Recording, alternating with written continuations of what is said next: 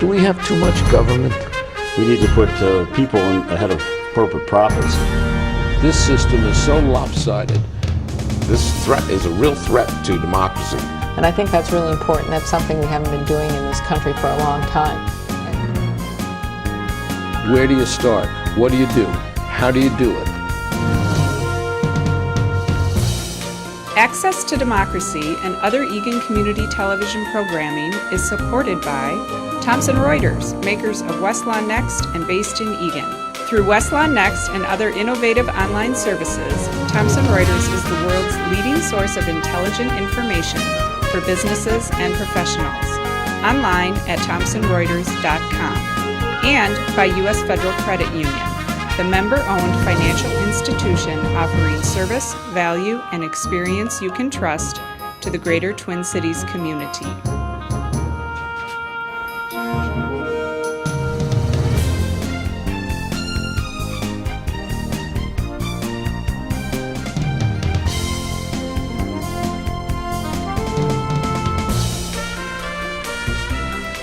Welcome. Access to Democracy back with you again. Alan Miller hosting, and a first-time guest, Deb Taylor of Senior Community Services. What is that? I'm a senior. I live in the community. Well, first of all, Alan, thank you for having me on your show today. A pleasure. Senior Community Services' strategic vision is to mobilize the community to reimagine aging. And our mission is to help keep people in their own homes in safety and dignity. And we also work with their family caregivers. I reimagine aging every day, but it doesn't work. But you do it in a different way. You do it to really aid seniors who have certain needs. For instance, we have 3 statewide programs. The first is CareNection. And CareNection is a web-based tool for caregivers. So if you've ever been in a position where you're caring for a loved one and you just don't know where to turn, you're trying to coordinate care, let's say I'm a caregiver and I've got to coordinate a ride for my mom, but I also work. So then I'm on the phone, I'm talking to 10 different people. The first one will say, well, give me a call back if you can't find somebody. What CareNection does is it has a calendar feature where you can schedule appointments and outings and visitors, and you invite people to be on your care team. So then instead of calling people on the phone, waiting to hear back from them, you schedule mom's appointment, you shoot out an email from the website to your care team. The first one that picks it up gets it. The job. We also have a journal feature on CareNection and local resources. And it's just been a godsend for so many caregivers who are squeezed between caring for elderly loved ones and caring for their children and working and trying to coordinate care. now, is this a state or a national organization? Senior Community Services has 3 statewide programs. CareNection can be used nationally, but what's local to Minnesota are the resources that are available. You know, if you're going to look for a home health care person, and let's say mom lives in Eagan, and you go in and pop into Google home health care, you get 800 hits on Google. Where do you begin? And we have vetted the resources that are on our website, and how we vet the resources are that our social workers have had good experiences with 2 or more of our clients with that vendor. We still have a link to their website, a link to their background, so the caregiver should still do due diligence to look into the background of the vendor, but it really simplifies things for the caregiver. And how does Senior Community get funded? Senior Community Services is funded in a number of different ways, and we have 6 different programs. The different ways we are funded are through government, United Way, foundation grants, individual donations, and fee-for-service. We also have nearly 4,000 volunteers that help augment the work of our highly skilled and highly trained staff. And you say fee-for-services, that means some people who are able to pay a fee do get charged for certain services? For certain services, and we have a sliding fee scale for certain programs based on the ability to pay. How did Deb Taylor get into this? Really, it's not a business, but really into this line of work. Yeah, I have always loved seniors. I had a close relationship with my grandfather, Bill Taylor, and with my grandmother, Helen Budrow, and I loved spending time with them. And then, as time went on, they ended up moving into a nursing home. And I saw what happened to them when they moved into the nursing home. You could see that light, that spark kind of fade. And when people can stay in their own homes and in their own communities, it's what most people want. And that's our mission, is to help keep people in their homes and in their own communities. And yet afford them necessary services so that they can enjoy those things. Absolutely. We have 2 other statewide programs that are really helpful for both the senior and the caregiver, and that is Medicare health insurance counseling. So if you've ever had to navigate the Medicare maze, picking out a supplement, picking out Medicare Part D, it's really complicated. And we have people that will work. My experience is that anything that has to do with government is really bureaucratic and complicated. Totally is. And we have people that love to dive into that complexity and into the details and help people figure out the best supplement and the best Medicare Part D. We have open enrollment coming up, and it's really important that people always look at their Medicare Part D package, because it changes every year. And we will help people. That's pharmaceuticals, that's drugs. That's the drugs, yep, they're medications. All the things that this society should really give, along with single payer, which we don't give, and I'll be political for a minute. It's a shame that this country, out of the 138 industrial leaders in the world, is the only one that still doesn't have some sort of single payer, where drugs and everything else are not a burden to seniors, where it's part of what you have earned by just living and participating in government and in your job and in the community. Right, and it's certainly not that simple for seniors or for their caregivers that are helping them figure that out. We also, with the Medicare Health Insurance Counseling Program, we do appeals, and we've saved people lots of money that way. We also will work with bill sorting. So let's say, for example, we have someone that is on Medicare, on a supplement, and they're getting explanation of benefits from both. They're getting bills, they're getting statements, and they don't know where to begin. They don't know, is this a bill? Is this a statement? Who do I pay? What does this mean? And we have people that love to sort that out for folks and help them figure out and get them on a nice track and get that organized. We do have several pretty good programs here in Minnesota. We're probably one of the best, if not the best, state in the country in terms of availability of good medical programs, but notwithstanding that, it still is a lot of work. It is, and our other program, which is also statewide, is Senior Partners Care. Now that's for people that are on Medicare Part A and B, and they are between 100% poverty and 200% poverty. They will qualify for Senior Partners Care, and we have memorandums of understanding with hospitals and clinics throughout the state that they will waive the difference between what Medicare pays and the true cost of the service for this group of folks that fall through the safety net, those between 100% and 200% poverty. And for a lot of people, that makes the difference between putting food on their table, paying their rent. It's been a real popular program. So we have you really infatuated with your grandparents. Take us from there to here. With your experience.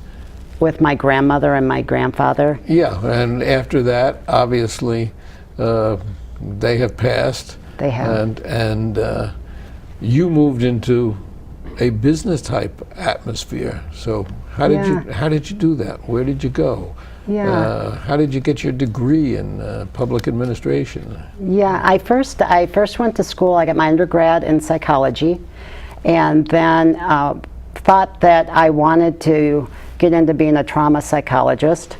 But I had the opportunity to work in management when I was doing an internship in my psychology internship, and I found that that was a good fit. And then I went on to get my master's in public and nonprofit administration. One of the things that I really love is working for an organization that's mission driven, that makes a difference in the lives of people and makes a difference in our community. Just recently, we have gone through a rebranding, and we have a new logo here and a new tagline, which is Reimagine Aging.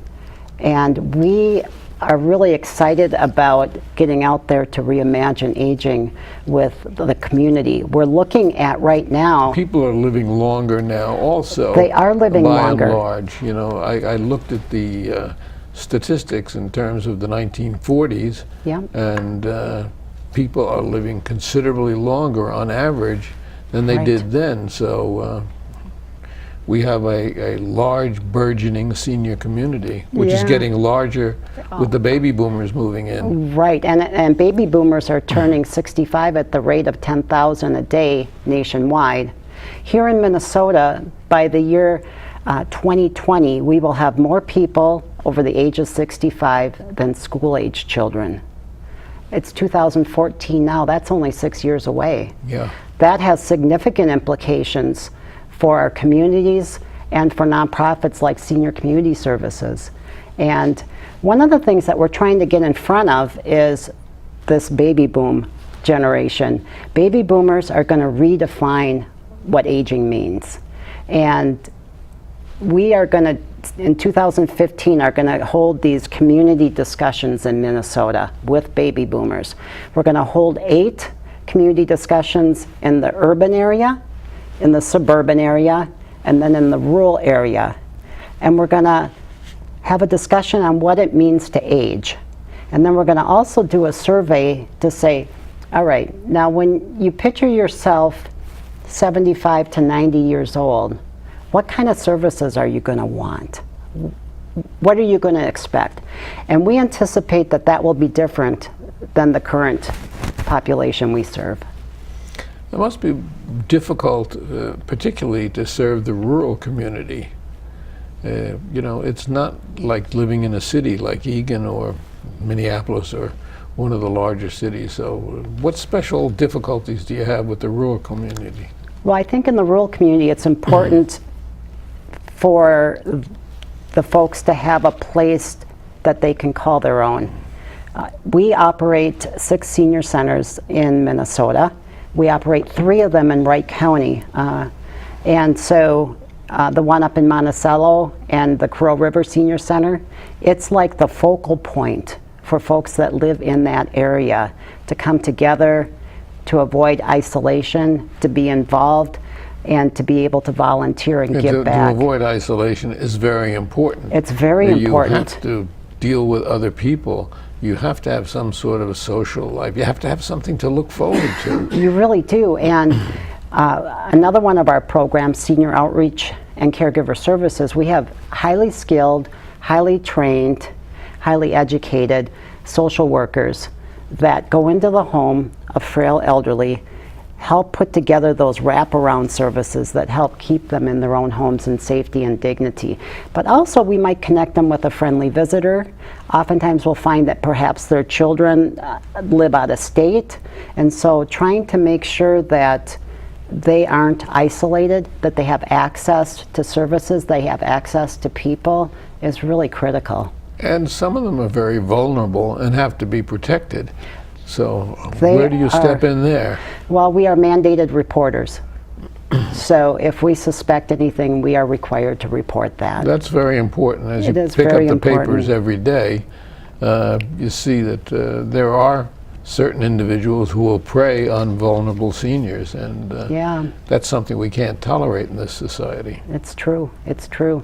And when you think of the word senior, what comes to mind? 65 and over, Okay. probably for most people. Yeah, and sometimes people view senior as a negative word. Some do. Really? Yeah, some do. And I challenge folks that think that being a senior or being the word senior is a negative term. Because if you think about it, when you're a senior in high school, you're at the top. When you're a senior in college, you're at the top. When you're a senior executive, you're at the top. When you're a senior public official, you're at the top. Interesting analogy. And when you're a senior in life, you are at the top. And truly, the best is yet to come. That's true, at least in my experience. But I wonder how difficult it is to change that perception. It's really difficult. It's really difficult because a lot of times people think of being senior, there's a lot of negative terms that go with that.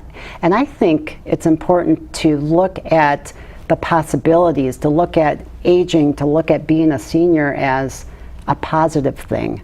And so many people, we have so many role models out there that demonstrate that. You, for one, you know, you're doing important work, you're making a huge difference in the community. People, when they retire, if they have purpose and meaning in their life, it makes a big difference. And I'm only in a their kid. life. And you're only a kid. We just celebrated his 80th birthday. Oh, happy birthday. And, you know, it's a number, as I said to It is a number. the children and the family and the friends who gathered. Yeah. It's just a number. It really doesn't mean anything. It's how you feel and what you can do and what you can project. That's really what's important. It is. It is. I want to tell you about another program we have. It's Fire. called Household and Outside Maintenance for Elderly.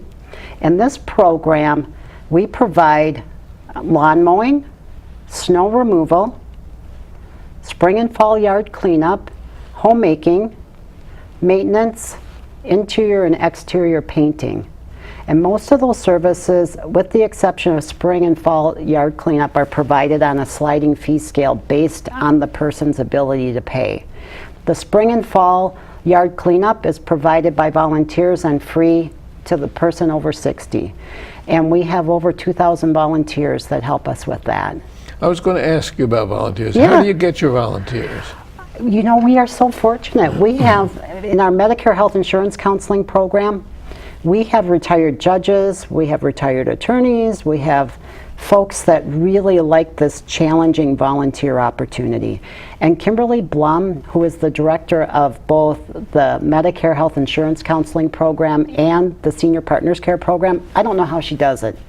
She is able to recruit the most amazing volunteers and dedicated volunteers for those programs. In the home program, we have a lot of corporations that volunteer, and they like to do team building and giving back to the community. So a lot of our volunteers are corporate, they're faith communities, and we connect with them in a number of different ways. And one of the ways that we really try to connect is face-to-face, form relationships with corporations, with the faith communities, and develop that relationship and provide meaningful volunteer opportunities. At our senior centers, we have tremendous amount of opportunities, and our model of senior center is empowering people in their volunteer roles. So for example, someone that oversees a particular group, a volunteer, they are empowered to do that. It's not like they always have to come back to the director and ask this or ask that. It's an empowering thing. And quite frankly, a lot of volunteers these days aren't all that interested in stuffing envelopes. They are interested in challenging and rewarding volunteer opportunities. They want to do hands-on work. They want to do hands-on work, and we provide that. And they can really see the effect of their volunteer time and what they're giving back, because they also receive when they're volunteering as well. Now, you must work closely with the state or some aspect of the state. Right. In fact, we just received what's called a CSSD grant from the state to expand our household and outside maintenance for elderly program further, expand it further. So we do work with the state with that program and with our Senior Outreach and Caregiver Services program. We do serve folks that are on elderly waiver and alternative care waivers. And how long have you been with Senior Community? I have been with Senior Community Services for 6 years. I started as the Chief Operating Officer, and last year was appointed the CEO. Well, congratulations on that. I know, Obviously, I just love it's it. such an active organization. It is. And such a necessary organization. It is, and the people that work at Senior Community Services are absolutely amazing. They love their work, and I always believe in surrounding myself with people that are smarter than me, and where I work, no problem. In my case, that's easy. But, And we have an amazing board of directors. We have 21 board of directors, committed volunteer board of directors that provide the governance and the leadership to the organization, volunteers that support us, the staff that are amazing. I was going to ask you about the volunteers. Let me ask about staff first. How many people on staff? 31 FTEs. That 31 full-time employees, 30 full-time equivalent. Right. Now, volunteers, you must have thousands. Nearly 4,000. Where do you get them? Yeah, again, we put it out on Caring Connection through United Way. We post, people come to our website, we connect with businesses, we connect with faith communities, and we have people that continue to come back year after year after year. We have some volunteers that have been with us for 15, 20 years. Some volunteers who probably become subjects of Senior Community as they age. Right, we've had some homemakers that have worked for us for over 20 years, and then we've had instances where they become a client. And that's a great story and a great transition. It is, it is. Now, I understand you also run workshops. Tell me about those. We do Medicare health insurance counseling workshops. It's called Navigating Medicare. We do them for corporate businesses, we do them for cities, we do them for civic organizations, and it's just really preparing people as they're coming up on retirement and trying to figure out how to go about figuring out their supplement, their Medicare Part D, and if they have any questions about that. We have highly skilled, highly trained folks that do that. We do a workshop on healthcare directives. We provide demos of our CareNection website. And through another partnership called Elder Care Partners, which is a collaboration of Senior Community Services, Wilder Foundation, and DARTS. And 15 years ago we formed, over 15 years ago, formed another nonprofit called Elder Care Partners. And we developed a caregiver coaching model based on a life coach model. And so we were hired then by the state to go around and train the state on this caregiver coaching model. And we won an award from MetLife for the model that we use, because so oftentimes as caregivers, we don't always think about taking care of ourselves. We think of caring for our loved one, and that the focus is always on the loved one. And sometimes what happens is that the caregiver can get a little stressed out. Sometimes their health can deteriorate, and this caregiver coaching model and program has been incredibly successful for caregivers that use that. We also do a blended access model with Elder Care Partners, and working with the caregiver and helping to find, again, those resources for their loved one, while at the same time helping the caregiver take care of themselves so they can be there for their loved one. So it really is an all-encompassing situation, organization, the volunteers, and you've told us how you get the volunteers. I read that 1 in 5 seniors in Minnesota is at or near the poverty level. Is that correct? That's correct. That is correct. That's a pretty scary statistic. It's a scary statistic, and that's why it's so critical for nonprofits like Senior Community Services to raise our visibility. And thank you for allowing me to be on your show to do that. Our pleasure. I mean, really, people should know about it, and I hope that we generate some certainly response and maybe some donations for you Well, also. Those are definitely. always welcome. Definitely. And we have coming up, we have our Key Community Partner Awards luncheon on October 10th. It's going to be held at the Marriott West. If you visit our website at www.seniorcommunity.org, you can learn more about that. We have Molly Cox. She's going to be the keynote speaker, and it's called Life Ever Laughing. And laughing for the health of it. It's going to be a fun presentation. And we know, too, at Senior Community Services. And what was the date of that again? That's on October 10th, and that'll be at the Marriott in Minneapolis West.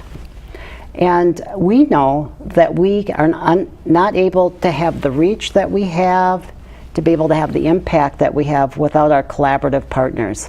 And so each year we recognize our key community partners, hence the Key Community Partner Awards Luncheon. And this year we're recognizing the city of Bloomington, we're recognizing Catholic Heart, we're recognizing Jewish Family and Children's Services, Kathy Stein, who is an individual volunteer, and Dorsey Whitney, the law firm. Dorsey Whitney does a lot of civic work, a lot of pro bono work where they don't charge fees. They helped us with they trademarked our logo and Really? our tagline, because our tagline is Reimagine Aging, and lots of folks out there are getting close to using that. So lawyers get a bad rap, but they're an organization that really I know is very involved. They had the chairman of the Innocence Project was with Dorsey Whitney for many years, and if we can say a good word for them, they deserve it. they do, and they have, and all of our furniture, or the majority of our furniture in our office, is donated by Dorsey Whitney. Really, Yeah. these are things people should know. Yeah, people walk in, we always have to tell them, okay, our furniture's donated. We don't want people to think that we spend our money on this really nice furniture, so we always have to make sure, and our CFO, Don Willetsko, always makes sure that anyone that comes through the door knows that. It's important. Because we spend our money on program and services. We have been talking about senior community, and we've learned so much today about the senior community and what your organization does. And you know, it's overwhelming. Until I started reading some of the literature, I had no idea how expansive and how many areas that you cover. But particularly, as we talked about in this aging population, it's more and more necessary for us to think about seniors, for seniors to think about themselves, for seniors to recognize where they can go if they need help, and really the very expansive and many faceted areas of help that you can afford. Right. So Deb Taylor, I want to thank you very much for coming in here. It's been a pleasure, and let's talk again in the future. We will. Anything we can do for you, thanks so much. Thanks for having me.